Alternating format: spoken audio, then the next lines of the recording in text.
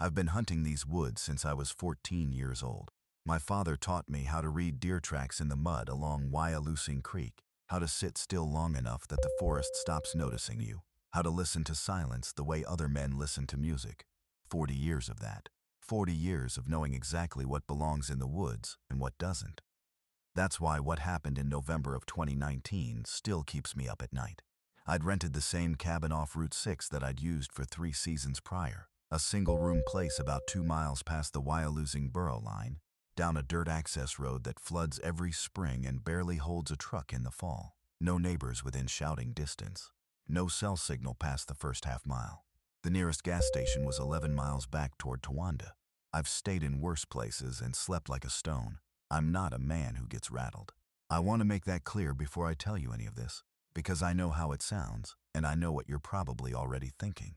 I arrived on a Thursday afternoon, unloaded my gear, stacked my rifles in the corner, set my boots by the door the way I always do, arranged everything the way I always arrange it.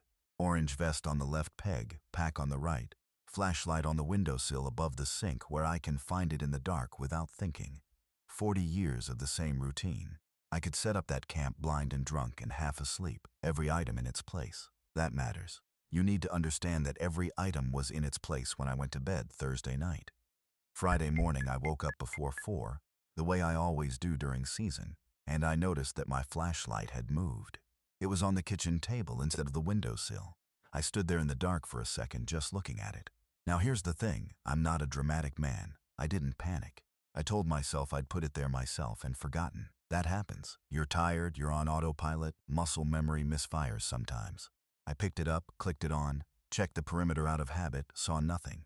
Went out to my stand before first light. Sat until noon. Saw 3 doe and passed on all of them.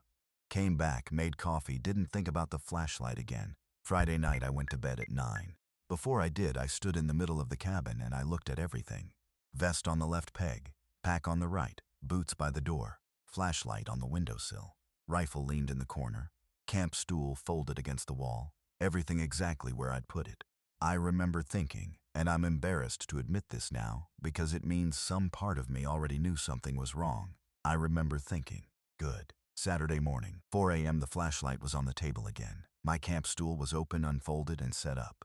In the center of the room, facing the window, my boots had been moved 6 inches to the left. I stood there for a long time. Long enough that the cold from the floorboards started coming up through my wool socks. I checked the door, still latched, the way I'd left it. I checked the windows, both shut, both latched. I walked the perimeter of the cabin in the dark with the flashlight, and I didn't find anything. No prints in the mud that weren't mine, no disturbed brush, nothing. I want to tell you I had a rational explanation ready.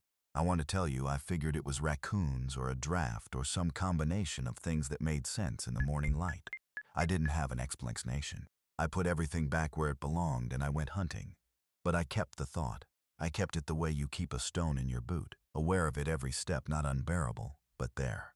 I came back Saturday afternoon, and I did something I've never done before, and I'm a little ashamed of even now. I took out my phone, still no signal out there, but the camera works fine, and I photographed the interior of the cabin. Every item, every corner. Vest, pack, boots, flashlight, stool, rifle. I wanted a record. I wanted to be able to compare. Saturday night I didn't sleep well. I'll be honest about that. I lay in that bunk and I listened to the cabin in a way I've never listened to a building before. You know how a structure has its own sounds. The way wood settles, the way a roof expands and contracts in the cold, the particular rhythm of a place breathing. I know that cabin. I've spent enough nights in it. I know every sound it makes. At some point around 2 in the morning, I heard something I didn't know. It wasn't loud. That's the thing that bothers me most when I think about it now. Loud I could have handled. Loud is a bear, a raccoon on the roof, a branch coming down. This was quiet. It was the sound of something being very carefully, very deliberately set down on a hard floor. Once. A single soft placement. Like someone who knew I was listening and was being considerate about it. I didn't move for 45 minutes. I lay in that bunk with my hand on the rifle I'd pulled up next to me and I did not move. Nothing else happened. No other sound. Eventually, I told myself it was the building settling, and I half believed it. And that was enough to let me drift off somewhere around 3. Sunday morning. 4 a.m. I turned on my flashlight. It was on the windowsill where I'd left it, which for some reason didn't comfort me the way I expected it to. and I looked around the cabin. Everything had been moved, not randomly. That's the part I need you to really sit with, because that's the part that changed something in me permanently. It wasn't ransacked. It wasn't disordered. Everything had been moved with the same deliberate care I use when I set up camp. The same precision, the same logic, just rearranged. Vest on the right peg now, pack on the left. Boots turned to face the wall instead of the door. Camp stool open again, same position, same orientation facing the window. And on the floor, and I'm going to say this plainly because there's no other way to say it, on the floor, my gear had been arranged in a shape. It took me a minute to see it because I wasn't looking for it and because part of my brain didn't want to find it. But once I saw it, I couldn't unsee it. The flashlight at the top, my two boots below it, parallel 18 inches apart. My pack between them and below. My camp stool folded flat, placed just above the pack, oriented horizontally. It was a body outline, rough, approximate, but deliberate. The proportions were close enough to correct that my stomach dropped when I finally understood what I was looking at. Head, shoulders, torso, legs. And the dimensions, I measured this, I actually got down on the floor with my tape measure like a man trying to prove himself wrong. The dimensions matched my body, not a generic human body. My specific height, my specific shoulder width, the length of my legs. Whatever had arranged those objects had seen me lying down, had measured me somehow, had recreated me on the floor of that cabin while I slept 6 feet away. I packed my truck in the dark, didn't make coffee, didn't eat, didn't wait for first light. I drove 11 miles to the gas station in Towanda and sat in the parking lot until the sun came up and people started moving around inside and the world felt like the world again. I've told this story 3 times. Once to a brother who asked if I'd been drinking. Once to a man I've hunted with for 20 years who got quiet in a way that told me he believed me and didn't want to. And once to a county sheriff's deputy I know personally who said there was nothing he could do with information like that, and I understood and didn't. Push it. I've tried to think of explanations. Someone with a key, but the cabin's owner lives in Scranton and I have no reason to suspect him of anything. A person hiding in the woods, possible, but no prints, no evidence, nothing disturbed outside that I could find. Sleepwalking. I've never sleepwalked a day in my life, and I'd like to believe I'd know if I arranged my own belongings into a shape that looked like my own body lying dead on the floor. The thing I keep coming back to, the thing I can't route around no matter how long I sit with it, is the precision. Not just that it happened, but how it happened, the care of it, the patience. Whatever moved those objects wasn't frantic or random or territorial. It was methodical. It was communicating something. And the message, as best as I've ever been able to translate it, was this. I have seen you sleeping. I know exactly how large you are. I know exactly where you lie. I don't hunt that stretch of Bradford County anymore. I hunt further north now, up past Ulster. Different terrain, different rhythms. The new spots don't feel the same, too flat, wrong kind of quiet, but I sleep fine in them. I sleep fine. I never went back to pull my trail cameras from that property. I had 2 of them set up on the deer path along the creek. Good cameras, not cheap. I left them there. I think about them sometimes. I think about what might be on the cards. I've never gone back to find out, and I'll tell you honestly, with 40 years of hunting behind me and not much in this world that genuinely frightens me, I don't think I ever will. The video is still up. I know because I checked this morning the way I check every few weeks. Not because I want to watch it, but because I need to know it's still there, and not somewhere else. That probably doesn't make sense yet. It will. I was 19 when I filmed it. Me and 2 guys from my college orientation group. We'd been talking all semester about doing a paranormal video. For a YouTube channel we'd started 3 months earlier and had exactly 47 subscribers on. We weren't serious filmmakers. We were bored freshmen with a decent camera, too much free time, and the specific kind of confidence that lives in people who have never actually been scared of anything yet. We picked Centralia because everyone picks Centralia. The abandoned streets, the smoke rising through the cracks in the earth, the coal fire that's been burning underground since 1962. It writes itself. We drove out on a Saturday in October, spent maybe 4 hours walking the old grid of streets that used to be a town, filmed some atmospheric stuff, did the stupid flashlight goes out bit, drove home, edited it down to about 22 minutes, posted it that Sunday night. The video got more views than anything we'd ever put up. Not viral, not even close, but for a channel our size it was good. Comments were mostly what you'd expect. Spooky music suggestions, people tagging their friends, the usual. Then, about a week after we posted it, I got a direct message. The account had no profile picture, no subscribers, no other activity. The message said, "You're in the video at 14:32. Where were you standing when you filmed that?" I figured it was spam or some weird bot thing. I almost didn't respond. But something about the phrasing, "Where were you standing?" felt specific enough that I went back and scrubbed to 14:32. My friend was holding the camera at that moment, filming down what used to be a residential street. You can see the old pavement buckling from the heat below, the weeds splitting through the asphalt, a stop sign that nobody ever took down. Standard Centralia footage. I'd seen this part of the edit a dozen times, but I watched it again, and this time I saw what the message was talking about. In the background, maybe 60 feet down the street and slightly off to the left, standing near what used to be someone's front yard, there's a figure. My figure. My jacket, my build, my posture, the way I stand with my weight on my left leg, which is something I've done since a knee injury in high school that never healed right. Standing completely still, facing away from the camera, looking at something on the ground. I actually laughed when I first saw it. I thought, okay, I wandered into the shot, my friend didn't notice, whatever. But then I thought about the angle. My other friend was standing behind and to the right of the camera at that moment. I know this because he's briefly visible at 14:28, stepping out of frame. For me to be in that position at 14:32, 60 feet ahead, left side of the street, I would have had to pass directly in front of the camera to get there. I would have been in the frame from the moment I started moving, but I'm not. At 14:31, the street is empty. At 14:32, I'm there. I messaged the account back. I said, "That's me, but I'm not sure when I walked into that shot why." They responded within 2 minutes. "You were doing something with your hands. What were you doing?" I went back to 14:32 and looked more carefully. The figure, I am crouched slightly forward, both hands extended toward the ground. It looks like I'm arranging something, or measuring something.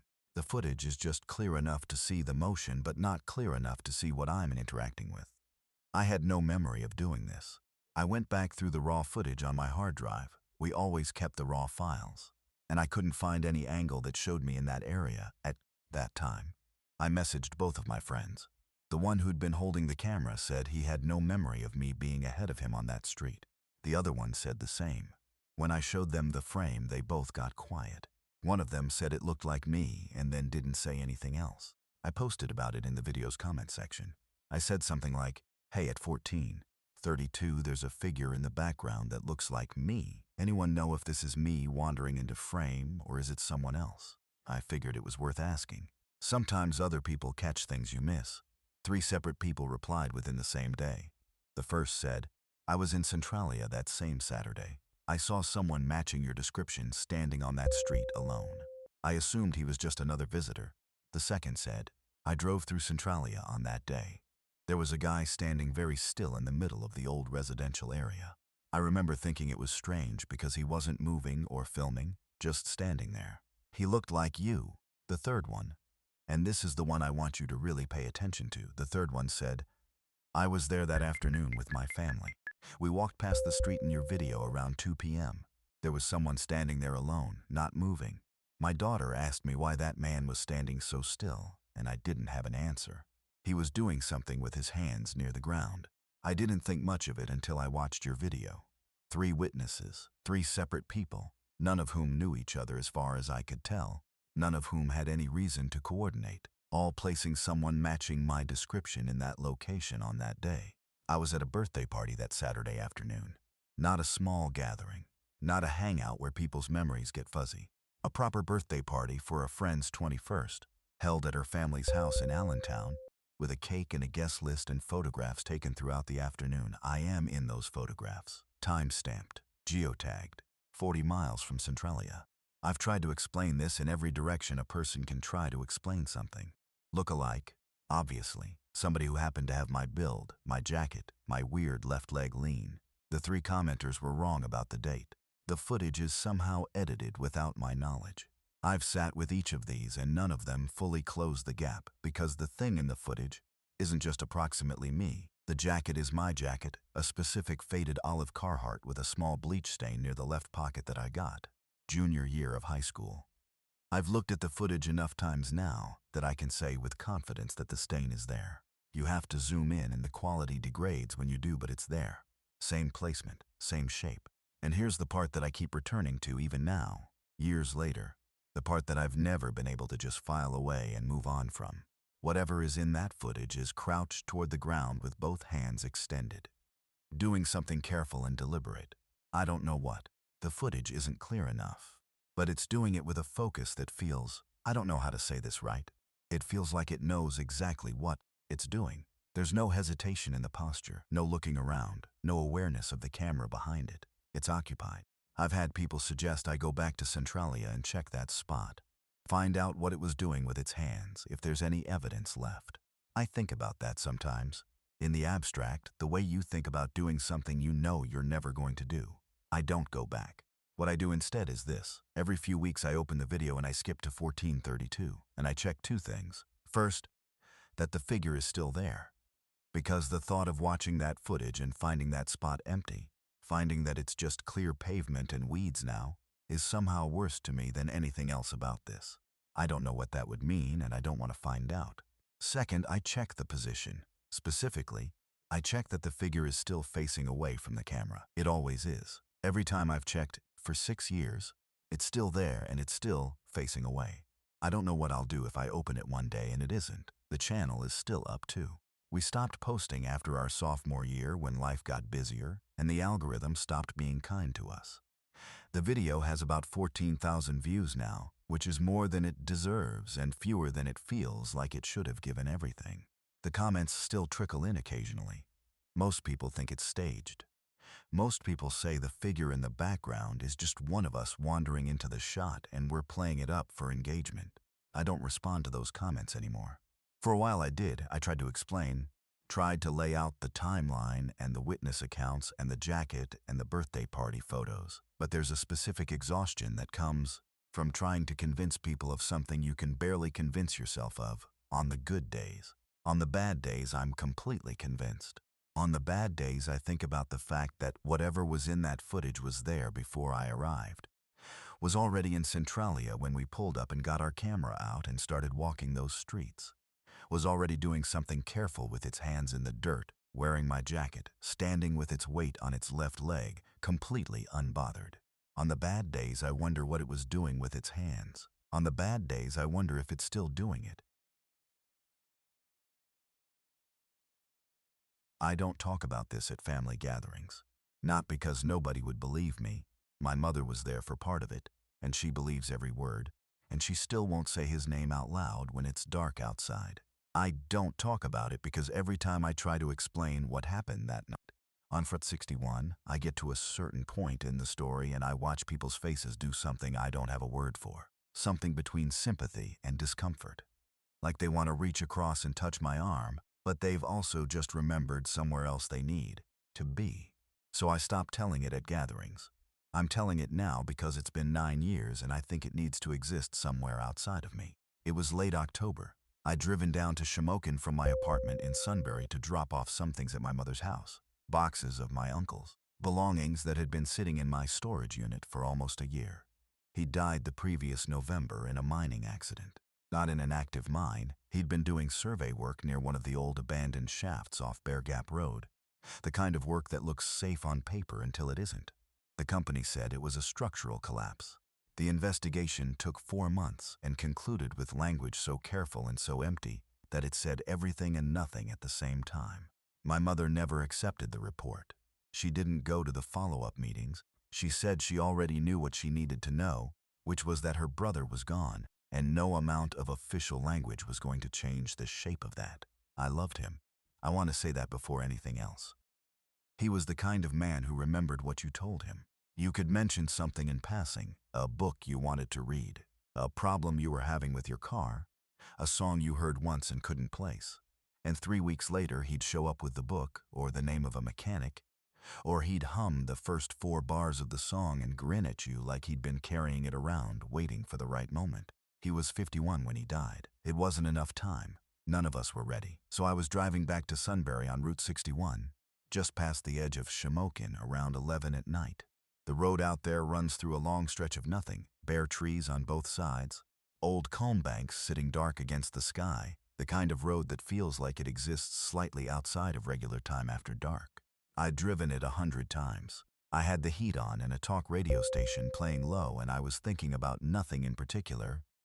The way you think when you're driving a familiar road at night, and your body is doing the work without you. I saw him about a quarter-mile past the Edgewood Road intersection. He was standing on the shoulder, facing the road, not walking, not thumbing a ride with his arm out. Just standing, facing the headlights the way a person stands when they're waiting for something specific. I want to be precise about what I saw and what I didn't see because I've gone over this so many times that I know exactly where my certainty ends. I saw a man. I saw his height, my uncle's height, which was specific, 6'1", but with a slight forward lean that made him look shorter until you stood next to him. I saw his jacket, a canvas barn coat, dark brown, the kind with the corduroy collar. My uncle had a jacket exactly like that. Had worn one for as long as I could remember. I did not see his face. Not yet. I slowed down. I don't know why exactly. I wasn't in the habit of stopping for people on that stretch of road at night, and I wouldn't normally have. But I slowed down, and then I stopped, and I sat there with the engine running, and the headlights cutting across the road, and the figure standing on the shoulder about 30 feet ahead of me. He turned and walked to the passenger window. I should have driven away. I know that now, and I think I knew it then on some level that I couldn't reach fast enough. Instead, I sat there and he came to the window and I looked at his face. It was my uncle. I am not a person given to hallucinations. I don't have a history of mental health episodes. I wasn't on any medication. I'd had nothing to drink. I was fully awake and fully present, and I looked at the face outside my passenger window for what felt like a long time, and it was my uncle's face. Not similar. Not a resemblance. His face with his specific features, the wide jaw, the slightly crooked nose from a break that never set right, the way his eyes sat deep under his brow, so that he always looked like he was thinking about something serious, even when he wasn't. He looked at me the way he always looked at me, like he was glad to see me, like I was exactly the person he'd been hoping would come along. I unlocked the door. I don't remember deciding to. My hand just moved. He got in. He didn't say anything, and I didn't say anything, and I pulled back onto Route 61 and started driving. The talk radio was still on, low, some late-night call-in show about local zoning ordinances, and the normalness of that sound was the only thing keeping me connected to the idea that this was still the real world, and I was still a real person inside it. He didn't smell like anything. I noticed that after a minute. My uncle always smelled like the specific combination of sawdust and that particular brand of hand soap he'd used for 30 years. There was nothing. Not absence of smell the way a room smells like nothing. Just neutral. Like the space next to me had no olfactory information attached to it at all. We drove for a while. I don't know how long. My sense of time during that part of the night is unreliable, and I've accepted that. At some point, he turned his head and looked at me, and I looked back for just a second before I put my eyes on the road again. His expression had changed. Not to something frightening. I want to be careful here because I don't want to make this into something it wasn't. It wasn't threatening. It was something else. It was the look of a person who has something important to say and has run out of time to say it, and has made peace with that fact. A kind of patient, clear-eyed resignation. The look of someone who knows exactly how much they're allowed and is working within the limit. He pointed. I followed his gesture and saw the turnoff ahead, a county road heading west, and on the left side about 100 yards down a house. Lights off. Dark windows. A place that looked like it had been dark for a long time. I pulled over without being asked. He opened the door and got out. Walked toward the house without looking back. Walked up the front steps. Opened the door. I heard the creak of it from where I was sitting, and went inside. I sat there for a long time. Then I drove to my mother's house. She was sitting on the porch when I pulled up. It was after midnight. She was in her coat, in the dark, in her porch chair, the way she sometimes sat when she couldn't sleep. She looked at my face when I got out of the car and she said, "I know, I felt it too. Something woke me up about an hour ago and I knew I needed to be out here." I started to tell her what happened and she held up her hand. She said, "In a minute. Look." At her feet, sitting calm and still, was my uncle's dog, a 6-year-old black lab named after a fishing lure, the dog my uncle had raised from 8 weeks old, the dog that had been rehomed after his death to a family in Bloomsburg, 61 miles away, the dog that no one had called, the dog that no one had transported, the dog that was simply there, at my mother's feet, on a porch in Schuylkill, having arrived by no means that anyone has ever been able to explain. My mother called the family in Bloomsburg the next morning. The dog had been in their backyard at 9 p.m. when they let him out before bed. When they went to let him back in at 9:30, he was gone. They'd been up all night looking. They cried when my mother told them where he was. Nobody has an explanation for the dog. I've offered several to myself over the years, and they all fail at the same point. The distance, the timing, the impossibility of a dog moving 61 miles through the night, across terrain. It had never traveled, and arriving at a house it had visited maybe 3 times in its life. Here's what I believe, and I offer it not as a conclusion but just as the place I've landed after 9 years of sitting with this. I think he had one night. I think whatever you get after, whatever form you take and whatever rules govern it, I think he had one night to move through the world, and he used it the way he always used everything. Carefully, purposefully, visiting the people who needed to see him and the places he needed to return to. I think the dog needed to be there. I think my mother needed to be on that porch. I think I needed to be the one who drove that stretch of Route 61 at that hour, because I was always the one he could count on to stop. That's the version that lets me sleep. The version that doesn't let me sleep is smaller and simpler, and I'll leave it with you the same way it was left with me, because I think that's the only honest way to end this. When he got out of my car and walked toward that dark house and I heard the door open, I never heard it close. She asked me last Tuesday who the man in the field was. My daughter, 13 years old. She'd walked home from her friend's house on Centerburg Road the same way I used to walk home from my friend's house on Centerburg Road 20 years ago. Same stretch of road, same overgrown fields on the left side, same tree line in the distance, same particular quality of late afternoon light that turns everything amber and flat in October. She came in through the back door, dropped her bag on the kitchen floor the way she always does, opened the refrigerator, stood there looking into it for 30 seconds like the answer to something was in there, and then said, completely casually, the way you'd mention the weather, she said, "There's a man standing in that big field off Centerburg, just standing there. Who is he?" I was at the kitchen sink. I had a dish in my hand. I put it down very carefully. I turned around. I looked at my daughter's face. This 13-year-old face I have memorized the way you memorize something you're terrified of losing, and I said, as evenly as I could manage, "What did he look like?" She shrugged the way 13-year-olds shrug, with her whole upper body unbothered, said he was just a man, standing kind of far back from the road. Smiling, she thought, though she wasn't totally sure because of the distance. She said he didn't wave or anything, just stood there. She said she looked back once and he was still there. She said it kind of creeped her out, but not that much. And then she found the leftover pasta she was looking for, and the conversation was over for her. It wasn't over for me. It hasn't been over for me since I was 16 years old, which is when I first saw him. I grew up in Mount Pleasant Mills. If you've never been there, and most people haven't, it's the kind of small Snyder County town that exists at the edge of your peripheral vision. You pass through it on your way to somewhere else, and you register a gas station, a church, a grain elevator, fields in every direction, and then it's behind you. Population just over 300. One of those places where everybody knows which car belongs in which driveway, and a stranger's vehicle parked on the road gets noticed and talked about. I walked home from my friend's house on Centerburg Road on a Monday afternoon in October. I was 16. The fields on the left side of the road had been harvested and were brown and flat and went back a long way before they hit the tree line. It was around 5 o'clock, getting dark early the way it does in October in central Pennsylvania, and I was walking fast because I didn't like that stretch after the lights started going. About 200 yards into the field, standing completely still, was a man. He was too far away to see clearly. What I could see, he was adult-sized, he was facing the road, he was standing with a particular stillness that wasn't the stillness of someone who just stopped walking. It was the stillness of someone who had been there for a long time and intended to be there for longer, and he was smiling. I know that sounds impossible to determine from 200 yards, but I'm telling you I could see it. I don't know how to explain that, except to say that some things carry across distance in a way that doesn't follow the rules of what your eyes should technically be able to resolve. The smile was visible, it was wide, and it was fixed, and it was directed at me. I walked faster. I looked back twice.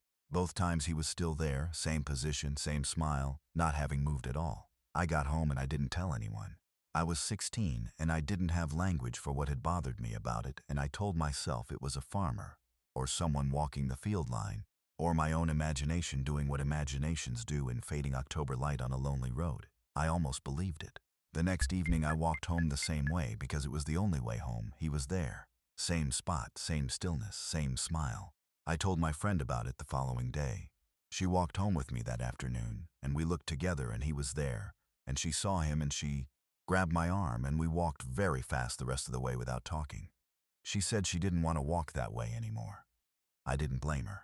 I didn't either, but I had to. I lived there. Centerburg Road was the way home. He was there every evening that week, Monday through Friday. Same field, same position, maybe 200 yards back from the road. Never closer, never further.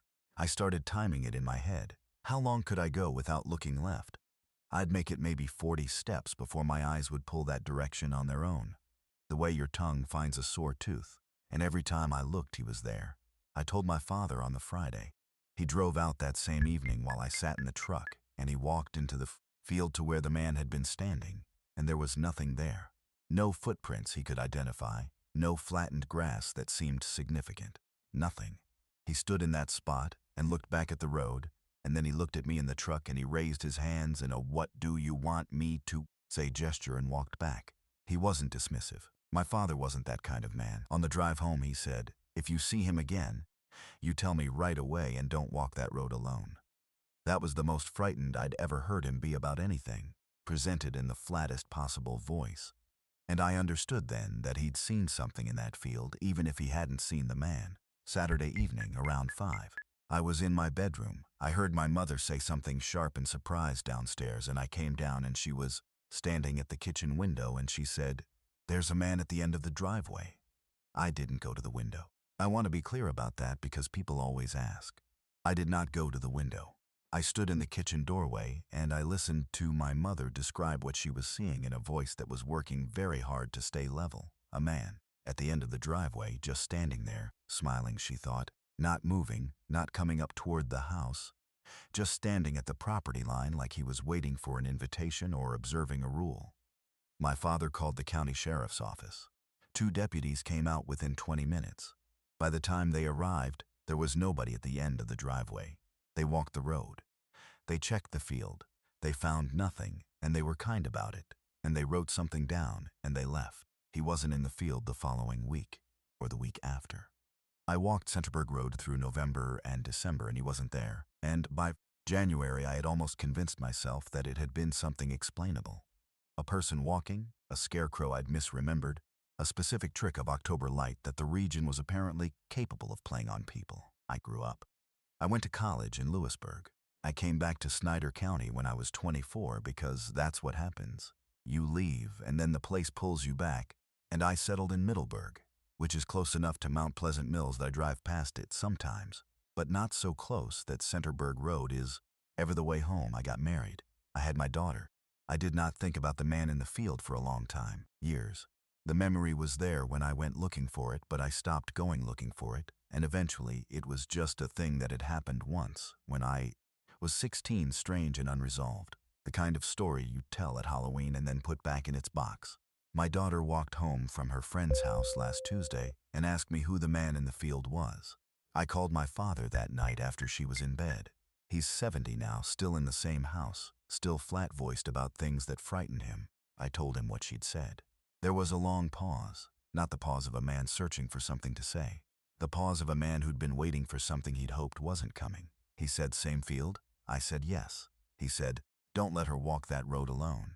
Same words, 20 years later, same words, same flat voice with the same thing underneath it. I've been thinking about that since Tuesday, about what it means that his response was identical.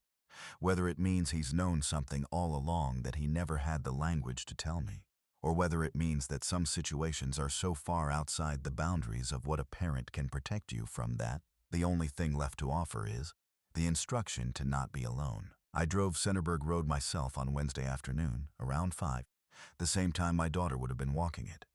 I drove it slowly with my windows up and my doors locked, which I recognize is a strange thing to say about driving a road in the middle of Schuylkill County in near broad daylight. But I want to be honest about my state of mind. The field was empty. I don't know if that means he wasn't there yet, or if it means he only shows himself to people on foot, or if it means something else that I can't work out from where I'm standing. My daughter wants to walk to her friend's house again this Friday. I told her I'd drive her. She rolled her eyes the way 13-year-olds roll their eyes and said she's not a little kid and it's literally down the road. I told her I'd drive her anyway. She doesn't know why yet. I'm not sure how to tell her. I'm not sure there's a version of this story that I can hand to a 13-year-old that ends with her feeling anything other than the way I've felt since I was 16, which is that there are places in this world that have chosen you for reasons you will never understand. And the choosing doesn't stop just because you grew up and moved away and built a life that has nothing to do with a brown October field off a county road in Snyder County, Pennsylvania. He was there when I was 16. He was there when my daughter walked past last Tuesday. I don't know who he's waiting for. I don't know what the waiting is for. I just know I'm driving her on Friday and Saturday, and every day after that for as long as I have to. They found the hatch on a Tuesday. Not me, one of the younger guys on the grounds crew, a seasonal worker who'd been with us maybe 6 weeks, still in that phase where everything about the job feels like a discovery. He came and found me in the equipment shed around 7 in the morning, 2 days after the Bloomsburg Fair had closed for the season. And he said there was something under the north grandstand he thought I should look at. His face was doing something I couldn't read at the time. I can read it now, looking back. It was the face of someone who had already understood that what they'd found was wrong, but hadn't yet found the words to explain why. I've worked grounds maintenance at the Bloomsburg Fair for 19 years. If you've never been, understand what that means in terms of scale. The Bloomsburg Fair is the largest fair in Pennsylvania, running every year since 1855, pulling around 100,000 people through those gates across 4 days. 100,000 people. The grounds cover over 100 acres. I know every inch of that property the way I know the layout of my own house, where the drainage problems are, which fence sections need replacing every spring, which areas of the midway hold water after rain, and which ones drain clean. I've crawled under every structure on that property at one point or another. I had never seen the hatch. We had to move 3 rows of temporary bleacher sections to get clear access to the area he was talking about. The north grandstand is the older structure, wood and steel, built in stages over several decades, the kind of construction that accumulates layers the way old buildings do, each addition slightly mismatched with the one before it. The ground underneath is hard-packed dirt, dark and cold, the kind of space that smells like decades of compressed air and rust and old timber. We use part of it for equipment storage. The rest is just dead space, low clearance, not worth the effort of accessing. The hatch was set into the floor of that dead space, about 40 feet from the outer edge of the grandstand, flush-mounted, maybe 3 feet by 3 feet, steel framed with a recessed pull ring. The dirt around it was undisturbed, or rather, it had been disturbed and then carefully smoothed back down, which is not the same thing at all. If you weren't looking for it, you'd miss it. If you were walking that space with a flashlight for any normal maintenance reason, you'd probably walk right over it. The young worker had found it because he was specifically clearing debris from that section after the fair, pushing a flat shovel along the ground, moving everything out, working methodically the way I'd trained him to do. The shovel caught the edge of the pull ring. That was all. A shovel catching a ring in the dirt. I pulled it open. The smell came first. Not rot, not decay, something specific and flat, like mineral oil and old paper and the particular staleness of air that has been sealed in and cycled out and sealed back in over a very long time. A maintained smell. The smell of a space that someone had been airing out regularly and then resealing. There's a difference between a space that's been closed for decades and a space that's been actively used. This was the second thing. I went down first, 6 concrete steps, then a floor. The space was roughly 20 feet by 12, bigger than it had any right to be given. Footprint of what was above it. The ceiling was raw cinder block. The walls were cinder block. Someone had poured this room intentionally, at some point under a structure that had existed for over 100 years, and had done it without leaving any trace in any maintenance record or property document I had ever seen. There was a folding table, 4 folding chairs arranged around it. A camping lantern, propane, relatively modern. The canister still had weight to it when I picked it up. And on the walls, covering most of the available cinder block surface on 3 sides of the room, were photographs. I'm going to tell you about the photographs carefully, because I think the order in which I understood them matters. First impression, fairground photographs. Crowd shots mostly.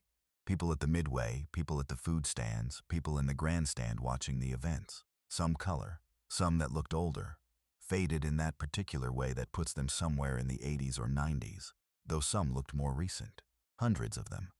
They covered the walls in overlapping layers, pinned with the kind of small tacks you'd use on a corkboard, dense enough in places that older photographs were buried entirely under newer ones. Second impression, arriving maybe 30 seconds after first. None of these people knew they were being photographed.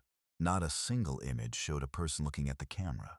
Not a single image had the posed quality of a photograph taken with consent.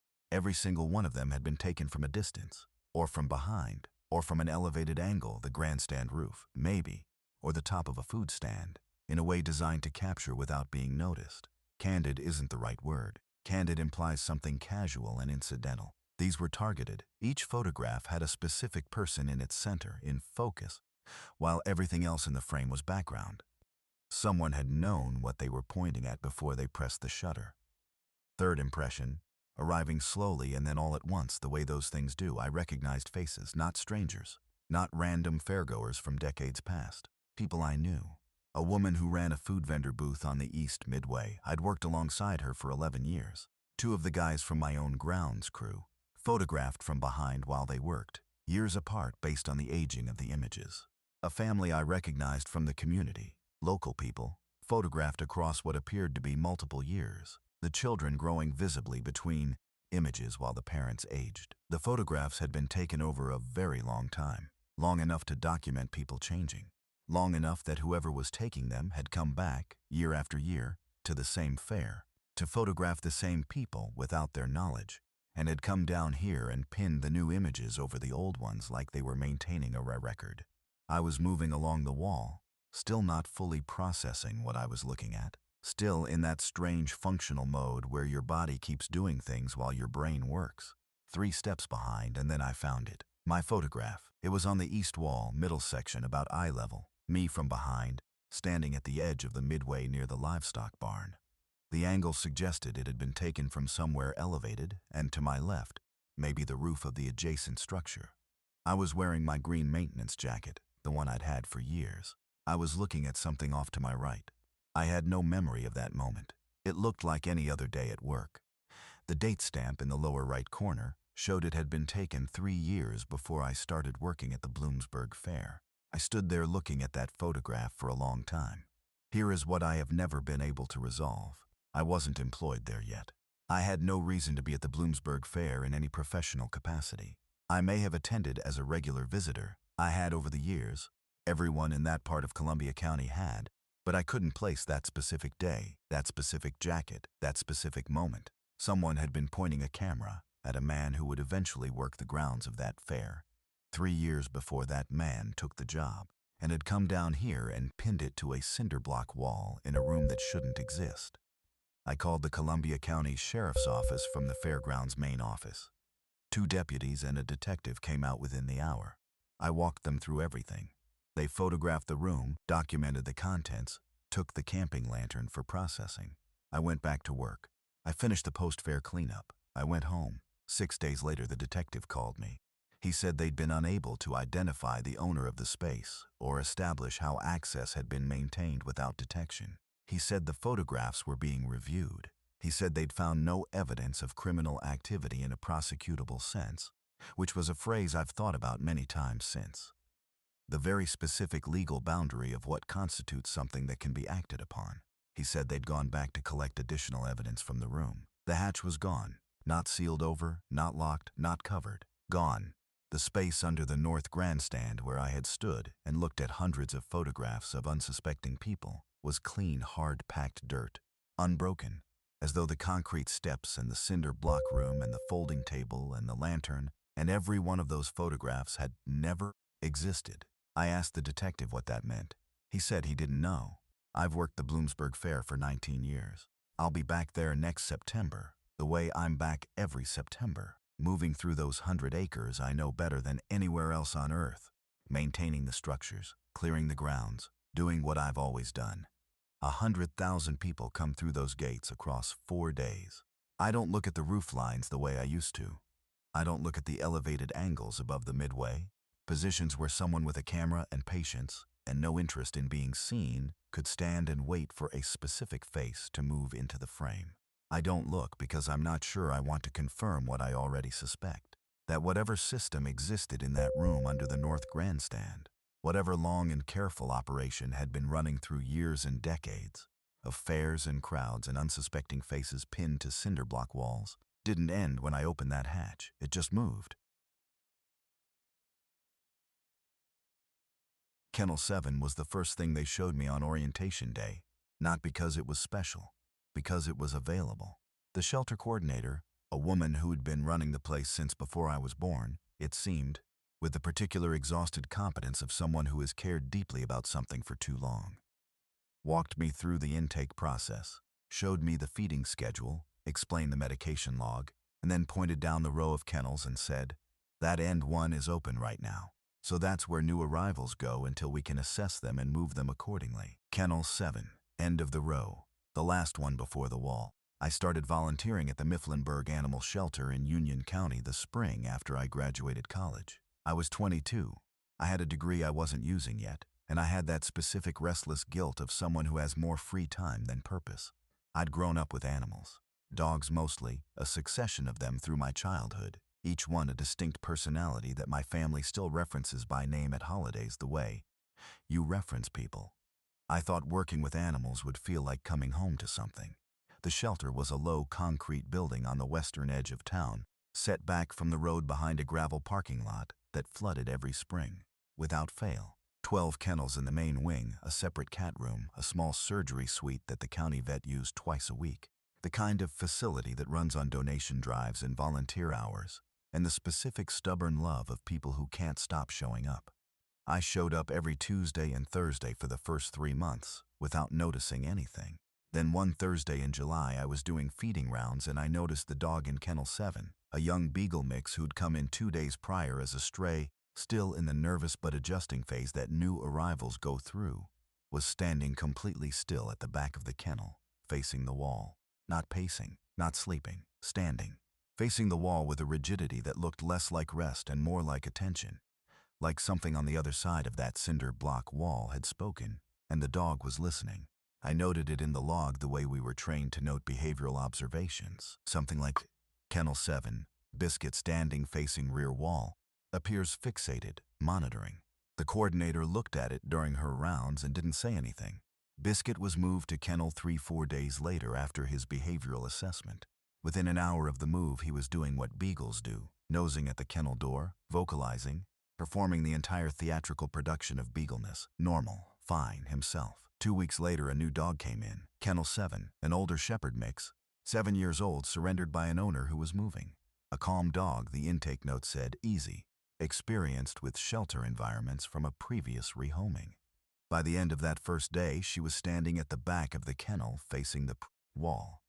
I went to the coordinator and I asked her about it. I said I'd noticed 2 different dogs doing the same thing in Kennel 7 and I wanted to know if there was something about that kennel specifically, a smell, a sound frequency, something structural, that might be causing the behavior. She was quiet for a moment, not the quiet of someone searching for an answer, the quiet of someone deciding how much of an answer to give. She said, "Every volunteer notices it eventually." I said, "How long has it been happening?" She said, "Since before I started." She'd been running the shelter for 22 years. I said, "Who trained you when you started?" She said a woman's name I won't repeat here, not because it matters, but because I later found out that woman had passed away 8 years prior, and something about using her name in this context feels wrong to me in a way I can't fully articulate. I said, "Did she ever explain it?" The coordinator looked at me for a moment with the expression of someone who has carried something for a long time and has gotten very good at the carrying. She said, "She told me not to put animals in there if I could avoid it. She said some kennels just have a feeling and animals know it before we do." Then she went back to her paperwork. I went back to the kennel row and I stood outside Kennel 7 for a long time. It looked like every other kennel. Same dimensions, same chain link front, same concrete floor with the central drain, same cinder block walls painted the same institutional beige. The end position meant it had only one neighboring kennel instead of two. Kennel 6 on the left, blank wall on the right. That blank wall was an exterior wall. Beyond it was the gravel lot, and beyond that the field that ran west toward the edge of town. I pressed my hand flat against the back wall of Kennel 7. The concrete was cold. That was all. Just cold. The way concrete is cold, without any of the particular resonance I think I was half hoping for and half dreading. Nothing happened. I felt nothing. I'm not someone who feels things from walls. I don't have that sensitivity or that vocabulary, and I'm suspicious of people who claim to. What I felt was concrete, cold and indifferent, the way the physical world mostly is. But I started keeping my own records. Not in the official log. I kept a separate notebook at home, transferring notes after each shift. Every animal placed in Kennel 7.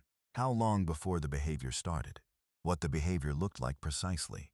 Whether it changed or escalated. Whether it stopped when the animal was moved. Over the next 8 months, I documented 11 animals in Kennel 7. Dogs of different breeds, ages, temperaments, histories. 2 cats placed there when the cat room was at capacity during a high intake period. 1 rabbit, briefly, during an unusual surrender situation that I won't detail here because it's beside the point. Every single one of them exhibited the same behavior within hours of placement. Stillness at the rear wall, facing inward. The quality of attention that looks, in animals, disturbingly like listening. Every single one of them returned to normal behavior within an hour of being moved to a different kennel. None of them, to my knowledge, were ever adopted from Kennel 7. When I went back through the shelter's written records, the physical ledger that went back to the shelter's founding in 1987, I found that Kennel 7 had the lowest adoption rate of any kennel in the building's entire history, not slightly lower, significantly, consistently, across nearly 4 decades lower. I started looking for the reason. I want to be clear that I was looking for a rational reason. I'm not a person who leans toward the supernatural as a first explanation. I checked whether Kennel 7 was positioned near any utility infrastructure, electrical panels, water pipes, anything that might produce sound or vibration outside the human hearing range. I researched whether the particular angle of the exterior wall might create a cold spot that animals responded to. I read everything I could find about shelter animal behavior and kennel stress and spatial anxiety in domestic animals. I found nothing that accounted for the consistency, for the specificity, for the fact that it was always that wall, always that rear corner, always the same posture in animals with no shared history or breed characteristics or prior trauma patterns. The last thing in my notebook, the entry I wrote the week before I handed in my volunteer badge and stopped going in, was about a young dog, a terrier mix, about 18 months old, surrendered because his family was having a baby and had decided they couldn't manage both. A good-natured dog, the intake note said, playful, well-socialized, no behavioral flags. He was in Kennel 7 for 6 hours before they moved him, because something in his behavior had escalated past stillness into something the coordinator said she wasn't comfortable with. I didn't see it directly. She described it to me after. She said he had stopped facing the wall and had turned around and was facing the kennel door, facing outward. She said his expression, and she was someone who'd worked with animals for over 2 decades and didn't use this kind of language lightly. She said his expression was wrong, not fearful, not aggressive. She said it was the expression of an animal that had been told something and was trying to decide what to do with the information. She moved him to Kennel 4. He was adopted within a week. She filed the behavioral note in the official log. I read it before I left. It said Kennel 7, behavioral escalation, transfer recommended. The same language that appeared in dozens of notes going back years in that ledger. The same language that appeared before every transfer. The same language that appeared before every euthanasia decision recorded in that column, case after case, animal after animal, all the way back through the years. Transfer to 7, behavior change, humane decision. I've thought about those 4 words more than I've thought about almost anything else from that period of my life. About what they actually mean and what they actually don't mean. About how many times they appear in that ledger. About the coordinator who trained the coordinator, who trained the woman who runs the place now, and what each of them knew, and what each of them decided to do with the knowing. The shelter is still open. I drive past it sometimes on my way through Mifflinburg. The low concrete building set back from the road, the gravel lot, the field running west behind it. I don't stop. I don't know what's on the other side of that back wall. I don't know what the animals hear or feel or are told in the hours they spend facing it. I only know that they come in one way and some of them leave differently, and the ones who leave differently all spent time in the same place. And that place has a number, and the number is 7. The intake form is still in my kitchen, third drawer down, left of the stove, inside a manila folder I've moved 4 times in 3 years. From the counter to the drawer to a box in the closet and back to the drawer because having it somewhere I couldn't immediately put my hands on was somehow worse than having it where I could. I don't look at it often, maybe once a month. Not because I need to verify what's on it. I have it memorized at this point, every field, every entry, every signature. But because there's a specific kind of dread that only gets manageable when you confirm the thing you're dreading is still where you left it and hasn't moved or changed or disappeared. It hasn't changed. It's the same form it's always been. That's the part I can't resolve. I've been a night shift nurse for 16 years. I worked 12 years at a larger regional hospital before I transferred to the clinic in Barnesboro, a small Cambria County facility, 24 beds, urgent care and observation capacity, the kind of place that serves the communities around it, because the communities around it don't have anything else within reasonable distance. Barnesboro itself sits in that particular part of western Pennsylvania that used to run on coal and steel, and now runs on the memory of both, and the clinic runs on a skeleton crew overnight.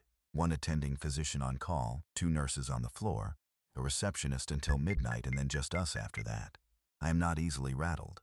I want to establish that plainly, because everything I'm about to tell you sounds like the account of someone who is easily rattled, and I need you to understand the baseline before I describe what happened to it. He came in at 2:17 a.m. on a Wednesday in late August. I know the exact time because I logged it, the way I log everything, the way I have logged everything for 16 years with the particular precision of someone who understands that documentation is not bureaucracy. It is protection. It is the record that stands between a healthcare worker and every bad outcome that can be misremembered or misrepresented. I trust documentation the way some people trust instinct. More, maybe. He walked in under his own power, which was the first thing that didn't fit. The presentation that followed, what appeared to be severe hypothermia, core temp reading of 93.2 on initial assessment, skin cold and dry, extremities pale, the particular cognitive flatness that accompanies dangerous drops in body temperature. That presentation does not typically produce a man who walks through a door unassisted at 2 in the morning and waits quietly at the intake desk. Hypothermia produces confusion, stumbling, slurred speech, the progressive shutdown of a body losing its central argument with the cold. He was perfectly coherent. That was the second thing. He sat down in the intake chair across from me, and he answered every question I asked him with the calm cooperation of a man completing a routine errand. Name, he gave one, a first name only initially, common enough that I didn't flag it in the moment. Address, a street in Barnesboro, specific enough to sound real. Reason for visit, he said he'd been outside and gotten cold.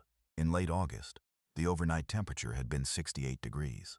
Allergies, medications, previous hospitalizations. He answered each one without hesitation, without the searching quality people have when they're trying to remember things, without the slight performative effort of someone constructing answers. Just clean, direct responses, the way you'd answer questions about a life you'd inhabited so long it required no retrieval. Then I asked his date of birth. He gave me a date in October, a specific date, a specific year, without pausing. I typed it into the system. The system calculated his age automatically, the way it does, and displayed it in the field to the right of the date of birth entry. 131 years old. I looked at the screen. I looked at him. He was. And this is the assessment of someone who has looked at a great many faces in clinical contexts and developed a professional relationship with the aging of the human body. He appeared to be somewhere in his mid-50s, not young, not ancient. The face of a man who had lived a middle-aged life and worn it the way men do, with the accumulated weight of ordinary time. I said, I think there might be an error in the date. Can you confirm your year of birth? He told me the same year, clearly, without irritation, without confusion, with the mild patience of a person who has been asked to repeat themselves and doesn't mind. I said, sir, that would make you 131 years old. He looked at me for a moment. Then he said, yes. He said it the way you'd confirm your zip code. I have written that exchange down many times since that night, and every time I write it, I notice the same thing. that the word that most accurately describes his tone is not strange or unsettling or deliberately provocative. The word is tired. He said it the way a person says something true that they have said many times before to people who responded the way I was responding and had long since stopped being interested in the reaction. I called the on-call physician. Standard protocol for an unusual presentation. I documented the call, documented the time, documented the instruction to admit for observation and warming measures, which I initiated. The patient was cooperative throughout. He allowed every assessment, every intervention, with that same flat cooperativeness that I kept trying to read as shock or dissociation, and kept failing too because it didn't have the texture of either. Shock has a quality. Dissociation has a quality. This was something else. This was a man who was simply present, fully and calmly, in a situation that his presence made impossible. His vitals normalized faster than they should have. That's in my notes too.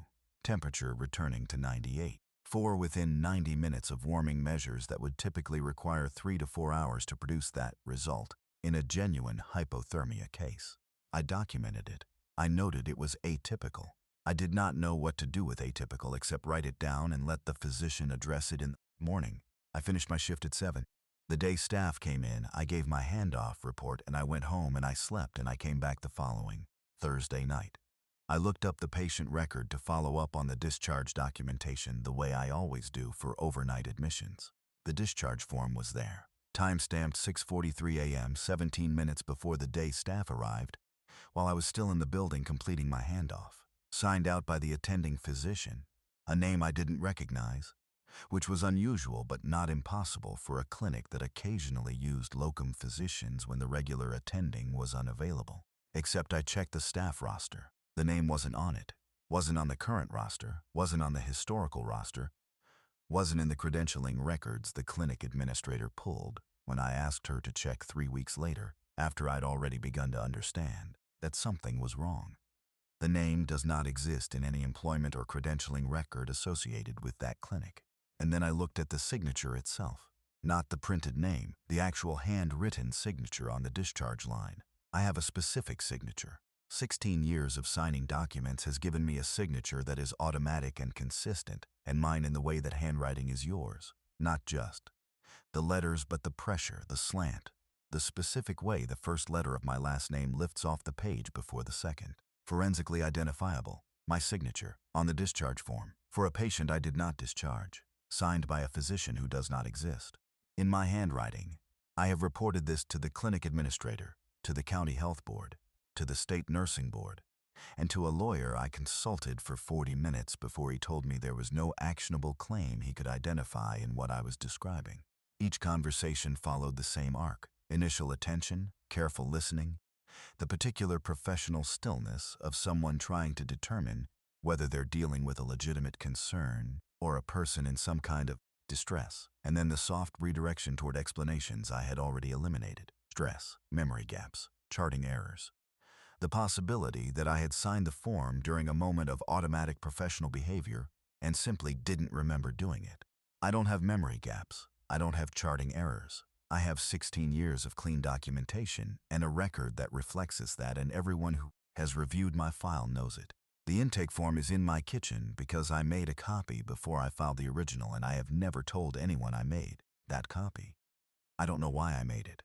Some instinct that arrived before the conscious thought, the feeling of standing at the edge of something and wanting a handhold. The patient's name is on that form. The date of birth is on that form. The address on Barnesboro is on that form.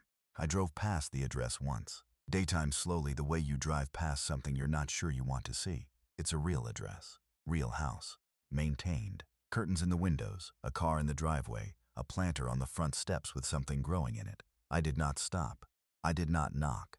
I sat in my car at the end of that block for longer than I'm comfortable admitting, and I thought about a man sitting in an intake chair at 2 in the morning saying yes to being 131 years old, with the patience of someone who had been answering that question for a very long time.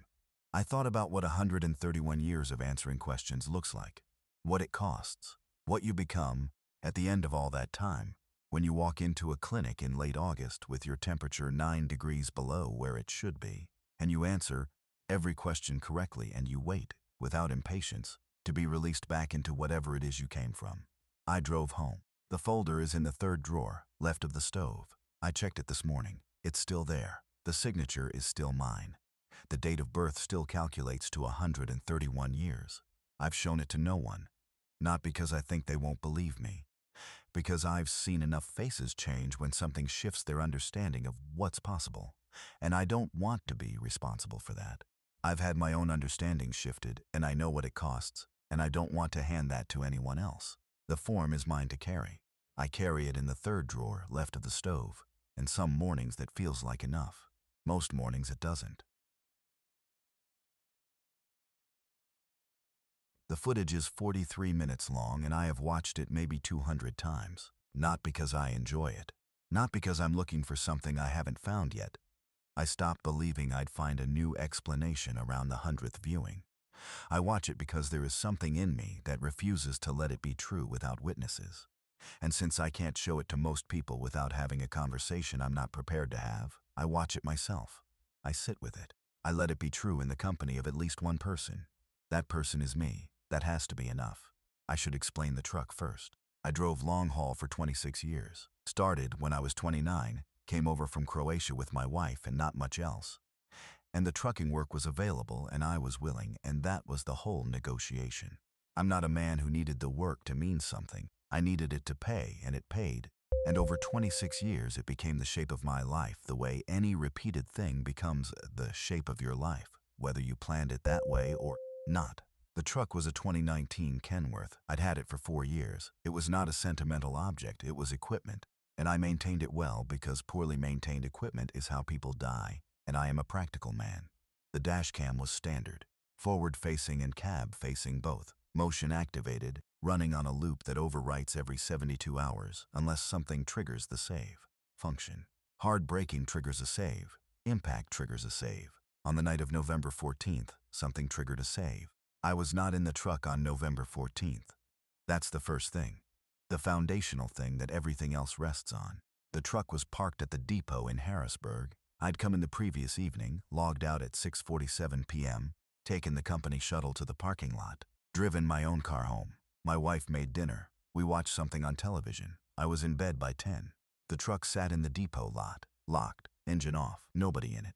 I know this because the depot has perimeter cameras and gate logs, and when I eventually went through all of it, the records confirmed that the truck did not move that night. The gate log showed no exit. The perimeter cameras showed it sitting in the same position from the time I parked it to the time I returned the next morning. The truck did not go anywhere. The dash cam recorded 43 minutes of footage from inside the stationary cab.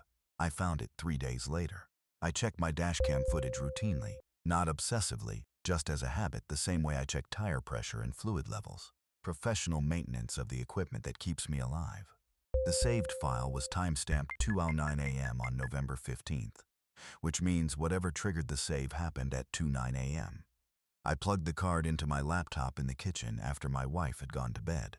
I was expecting a malfunction log. Sometimes a power surge or a sensor error triggers a false save. It happens once or twice a year. I pressed play. For the first 4 minutes, nothing. The cab interior in night vision green, the way dashcam footage always looks. Everything slightly phosphorescent, the texture of the seats visible, the steering wheel, the dashboard controls, the windshield showing the dark parking lot beyond, the distant lights of the depot perimeter. Empty. Still. At 4 minutes and 17 seconds, the passenger seat changes. I want to be precise about this because precision is the only thing I have. The seat doesn't move. Nothing visually dramatic happens. What changes is the upholstery, the way it's compressed.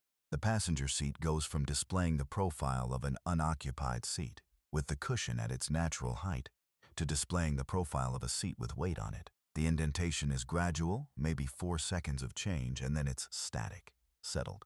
The way a seat's when a person has been sitting in it long enough for the cushion to adjust. Nothing came through the door. The door doesn't open. There is no figure, no shape, nothing that crosses the camera's field of view. One moment the seat is empty, and the next moment the seat is holding the weight of something that isn't there. At 6 minutes and 40 seconds, the radio turns on. I know the radio turns on because I can see the green glow of the display panel in the footage. Volume low. The station is something with a lot of bass. I can see the small movement of the speakers in the door panels when I zoom in. That slight vibration. I can't hear what's playing. The cab-facing camera doesn't have audio quality good enough to resolve the music, just the ambient sound of an idling electrical system in the distant lot. Then, at 9 minutes and 12 seconds, there is a voice. The audio quality is poor. I want to say that clearly, because when I describe what I heard, I need you to understand that I am not describing something crisp and unambiguous. I am describing something I had to listen to many times, with headphones, with the volume at maximum, before I was certain of what it was. The voice comes from inside the cab, not from outside, not from the radio. The quality is different from the radio static, closer and more direct, the way a voice sounds when the source of it is in the same space as the microphone. It speaks for approximately 4 seconds. It says one sentence.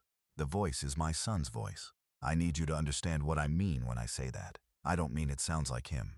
I don't mean it has similar qualities or reminds me of him. I mean it is his voice, the specific acoustic signature of it, the particular way he shaped vowels, the slight roughness he always had at the start of sentences, a quality I spent years trying to describe and never found the right word for. My son died in 2019. He was 22 years old. A car accident on a road I've driven myself 100 times since, because the only alternative was to let one road own me, and I wasn't willing to do that. He had been gone for 4 years when this footage was recorded.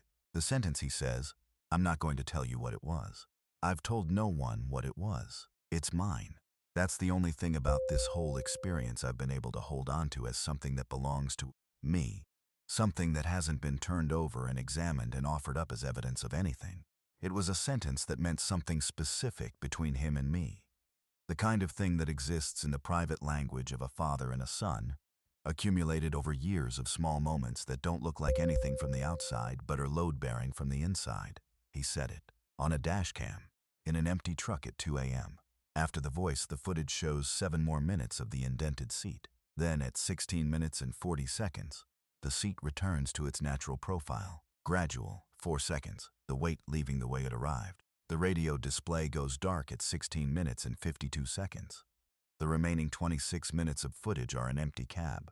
I sat at my kitchen table until 4 in the morning. My wife was asleep. I did not wake her. There are some things you need to hold alone first before you can figure out how to hold them with another person. And this was one of those things. I went through everything I could think of. I am not a man who believes easily. My faith, which I was raised with and have maintained in the practiced, structural way that you maintain things that matter, has never included a belief in hauntings or communications from the dead. I believe in God, and I believe in the soul, and I believe my son is somewhere that is not here.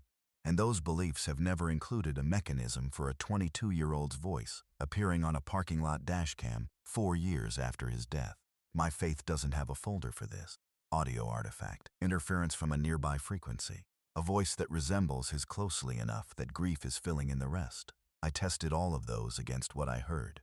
None of them held. I sold the truck 6 weeks later, told the company I was semi-retiring, moving to shorter hauls, which was true enough. I'd been considering it anyway. The real reason was that I couldn't get back in that cab. I tried once, the week after I found the footage, and I sat in the driver's seat for maybe 3 minutes before I got out. Not because I was frightened of what had been there, because I wasn't. And that frightened me more than anything else. I wanted to sit in the passenger seat. I wanted to be where the weight had been. I wanted to stay there and be in the last place in the physical world where something that carried his voice had been present. And wanting that felt like the beginning of something I wasn't equipped to come back from. So I sold the truck. I kept the footage. I watch it sometimes, late at night, when the house is quiet and my wife is asleep, and the particular kind of grief that doesn't diminish with time, the kind that just learns to wait patiently for you in the small hours, comes to sit with me. I watch the seat change. I watch the display light up. I wait for the 9-minute mark. And every time, without adjustment, without degradation, with the same acoustic certainty that I would know his voice in any room, in any country, in any condition, he says it again. I have driven that road for 31 years. Not the same road in the way that all roads are the same after enough repetition. I mean the specific 2-lane stretch of County Road 11 between the old grain co-op and the water tower at the edge of town. The road I drove to school every morning for 12 years, the road I drove to work for 31 years after that, the road whose every crack and shoulder irregularity I know the way I know the layout of my own kitchen in the dark. The curve where the drainage ditch comes close to the asphalt. The place where a line of box elders crowds the shoulder on the east side and makes it narrow in summer when they're full. The old limestone mile marker that someone painted green decades ago and nobody has repainted since. I know that road. I want to establish that clearly before I tell you what I saw on it, because the knowing matters.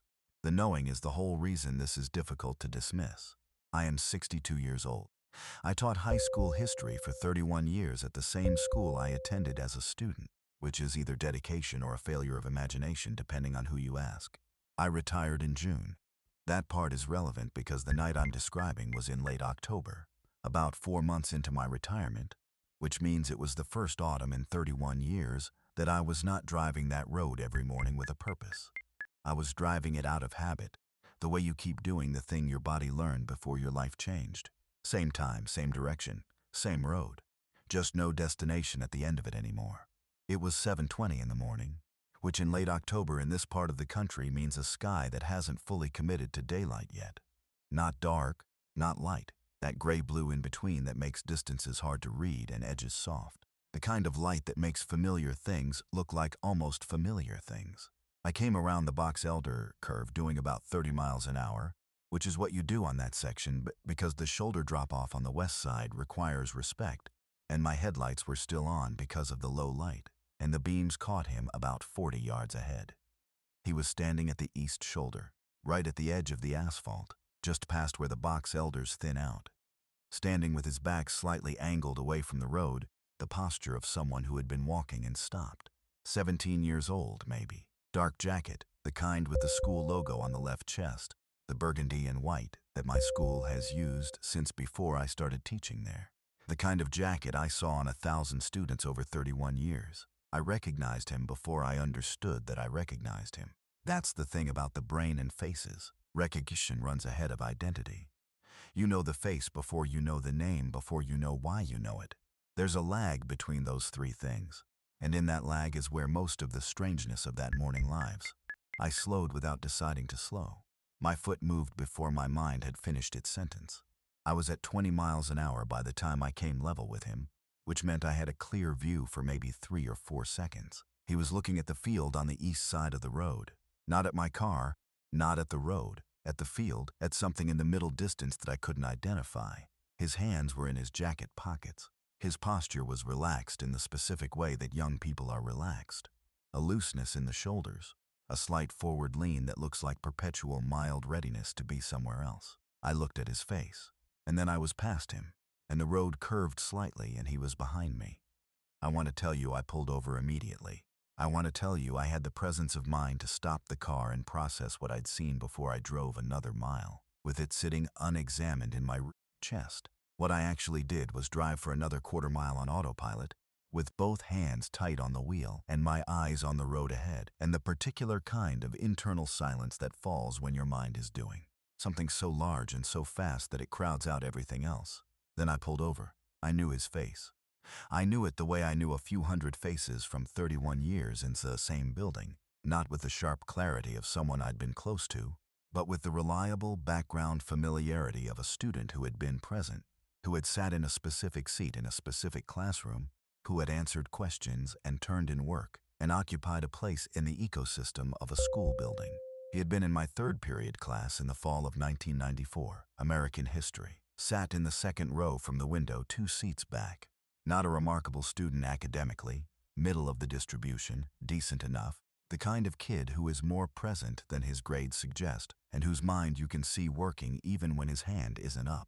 He had a habit of tapping his pen against his knee when he was thinking, which I remembered because I had asked him twice to stop, and he had stopped and then started again without noticing, which told me something about how deeply he went into his own thoughts.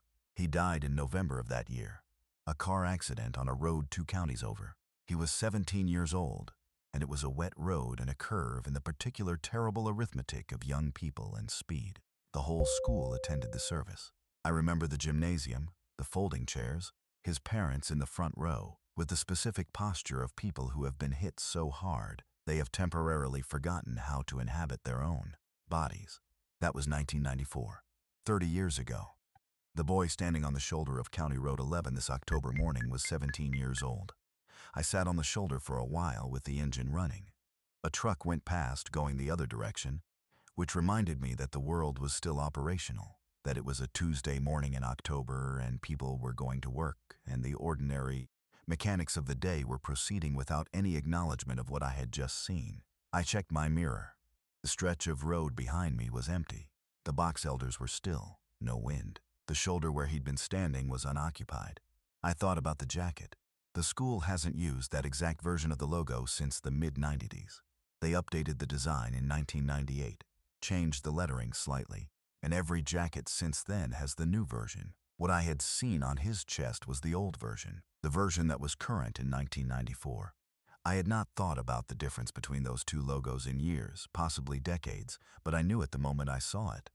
The old version, his version. I thought about his age. 17, the age he was when he died, which means the age he has been for 30 years, which is not how time works for the living, but may be, apparently, how it works for whatever this was. I am not a person who uses the word haunting easily. 31 years of teaching history means 31 years of teaching students to interrogate sources, to ask what else could explain the evidence, to resist the interpretation that feels true in favor of the interpretation that holds up. I applied that discipline to what I saw. Similar build, similar jacket, early morning light with its ambiguity. I went through all of it. I was thorough.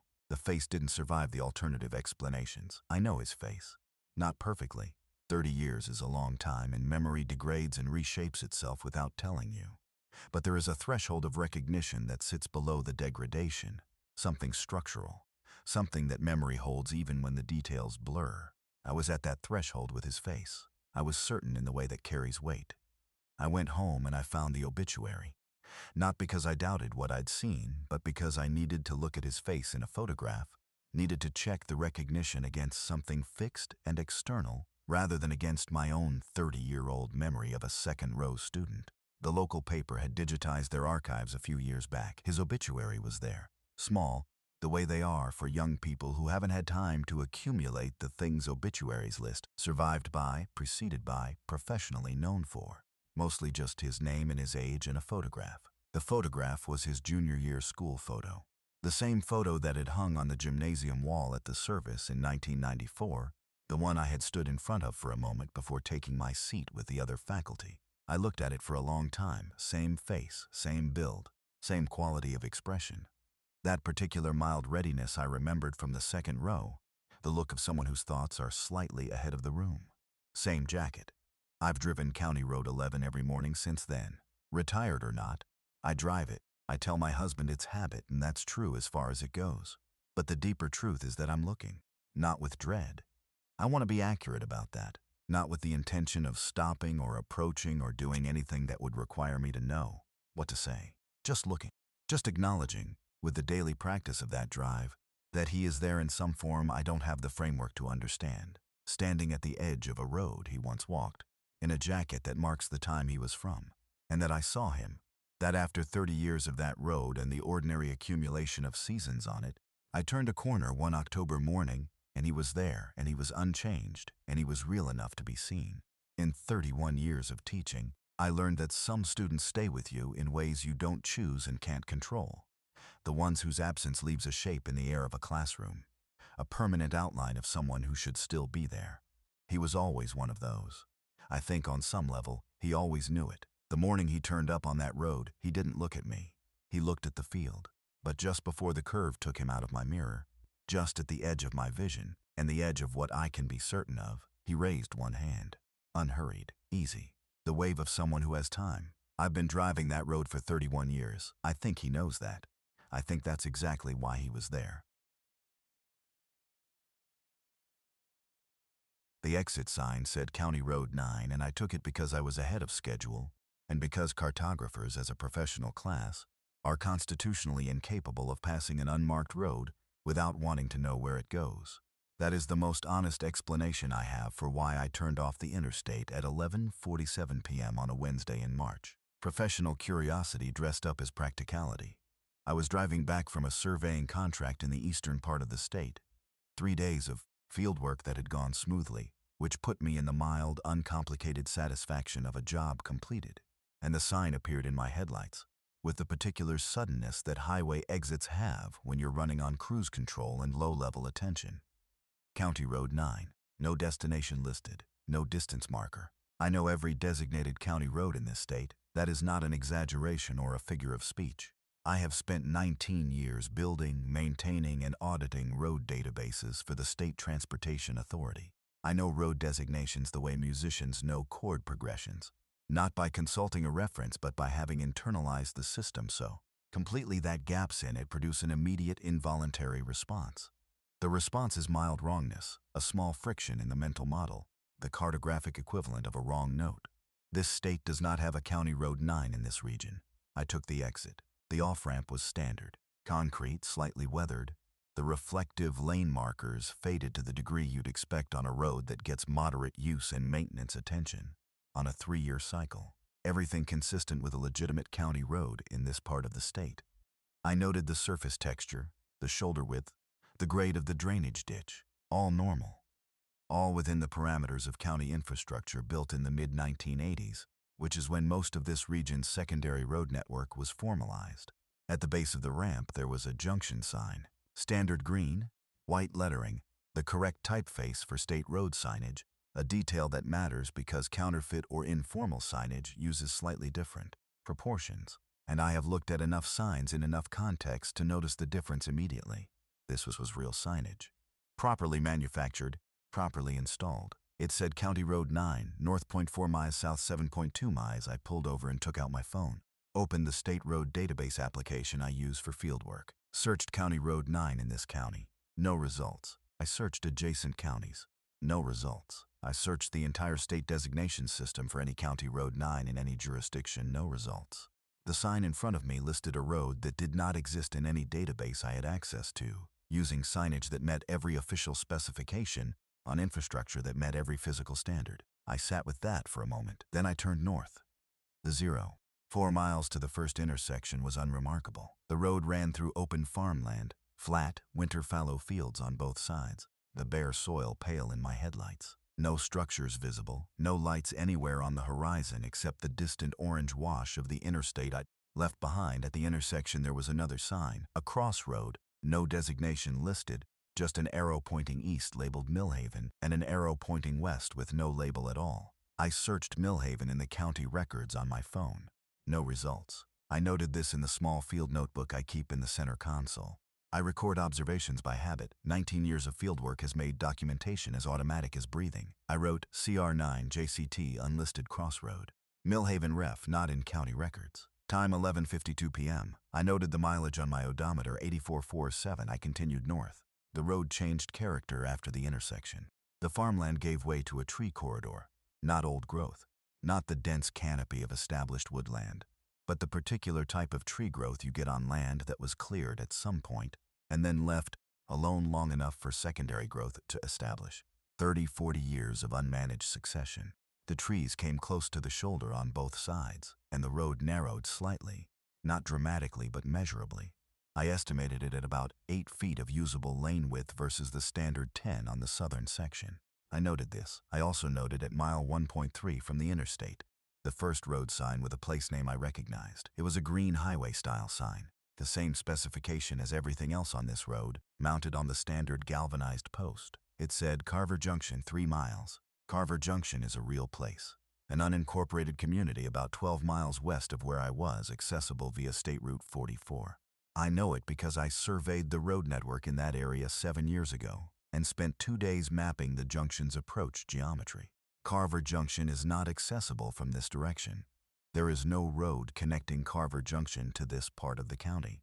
The geography doesn't permit it. There's a river drainage system in between that has no bridge crossing in this corridor. I noted Carver JCT. Sign at 1.3 mi. Geographic impossibility. Actual CJ location. Mileage 84,448.4. I kept driving. The documentation was keeping me functional. I want to be honest about this. By this point, something in my chest had taken on a quality I associate with fieldwork errors. The specific anxiety of discovering that your dataset contains a fundamental inconsistency that can't be resolved by rechecking your instruments. It's not panic. It's a cold, focused unease that makes you methodical. I photographed every sign, I noted every mileage reading. I logged the road surface transitions, the tree line changes, the drainage characteristics. I was building a record. That is what I do when the world doesn't add up. I record it carefully and completely, because the record is the only thing that will survive my own fallibility. At mile 2.1, I passed a bridge, small, concrete, single lane, crossing a drainage channel about 8 feet wide. Nothing remarkable about the bridge except that the drainage channel it crossed ran in a direction that had no relationship to the watershed I knew from the county maps. Water in this region drains northeast to southwest following the underlying geology. This channel ran east to west. I stopped on the bridge and looked at the water in my headlights. The surface was moving, which means it was flowing, which means it had a source and a destination. I could not account for either. I noted this and drove on. At mile 3.0, the road ended. Not a intersection, not a dead end with a turnaround. It ended the way a sentence ends, with finality and intention, the road surface simply terminating at a gravel apron in front of a gate. Metal gate, the tubular farm gate type, painted green. A chain through the bars, padlocked. Beyond the gate, in my headlights, a gravel track continuing into the trees. On the gate there was a sign. Not a highway sign, a smaller sign, the kind you buy at a hardware store, white background with black text. It said, "Road ends. Private property beyond this point." I stopped and got out. I do not know exactly why I got out. The documentation impulse, the need to photograph the gate, the need to be physically present at the end of a road that shouldn't exist. I stood in front of the gate with my phone and photographed it, and then turned around and photographed the road behind me. The tunnel of trees, the pale gravel surface retreating into the dark. It was quiet in the specific way that places are quiet when there has been no human activity in them for a long time. Not peaceful quiet, absence quiet, the kind of silence that isn't resting but empty. I took 47 photographs that night. I have counted them many times. I drove back the same way I'd come. Every sign still present, every mileage reading consistent with my outbound log. At the base of the off-ramp, I rejoined the interstate and continued west toward home. I arrived at 1:34 a.m. I was not distressed. Exactly, I was occupied. My mind was running the data, looking for the resolution, the point at which the inconsistency collapses into something explainable. I spent 4 days on it. The road does not exist in any database I can access. State transportation records, county engineering files, historical survey maps going back to the 1930s, USG's topographic records, aerial survey archives, nothing. County Road 9 in that corridor appears in none of them. The signage I photographed meets every official specification. The physical infrastructure I documented is real and maintained. Something built it and something maintains it, and nobody in any official capacity knows it exists. On the 5th day I reviewed the photographs. I went through them in sequence, the way you review fieldwork documentation, systematically, frame by frame, with the same attention you give to any data set that may contain the answer to a problem you haven't solved yet. The road, the signs, the bridge, the gate. In the 41st photograph, at the edge of the tree corridor where the secondary growth is thickest, there is a figure, standing at the tree line approximately 30 feet from the road surface, facing the road. I did not see it when I took the photograph. I was looking at the gate. The figure is in the background, slightly soft in the focus plane but present, upright, human-shaped, oriented toward the camera. I went back through the previous photographs. The figure is in 30 of them. Not always the same position, it moves between frames, repositioning along the tree line, sometimes closer to the road, sometimes further back. In the photographs taken facing south, toward the interstate, it is visible at the edge of frame. In the photographs facing north, it is behind me, at the southern tree line. It is always at the same relative distance. It is always facing the road. It is always facing me. I have not reported this to anyone at the Transportation Authority. I have thought carefully about what reporting it would require, presenting the photographs, explaining the road, accounting for how a county road with full signage and maintained infrastructure exists in a corridor where no road should exist, and where no record of construction or maintenance can be found. I have thought about what questions would follow, and whether I have answers that would satisfy them. I don't. What I have is 47 photographs in a field notebook with 17 entries in a mileage log that documents a 3.0-mile road that my 19 years of institutional knowledge tell me cannot be there, and 30 photographs of something that was there the entire time I was driving that road, standing in the trees at a consistent distance, watching. I drove that road alone. That is what I believed when I was on it. The silence, the absence, the dark. All of it pointed toward a place where nothing was present except the road and my headlights and the methodical work of documentation. 30 photographs say otherwise. Whatever was in those trees, it was never going to appear in my headlights. It wasn't standing at the shoulder. It wasn't in the road. It stayed in the trees, in the dark, at exactly the distance required to remain invisible to a man who was looking carefully at everything except the tree line. It knew where I wasn't looking. That's the part I come back to, late at night, when the field notebook is open on my desk and the photographs are arranged in sequence, and I am trying, again, to find the explanation that makes this ordinary. It knew exactly where I wasn't looking, and it followed me for 3 miles anyway. That's 10 roads, 10 nights that didn't end the way they were supposed to. And the thing that stays with me, after all of them, is this. These aren't stories from horror movies or paperback novels. These are people who just got in their cars, just like you do, just like I do. If these accounts kept you up tonight, good. You should be. I'm Mr. Darkveil. Don't drive alone.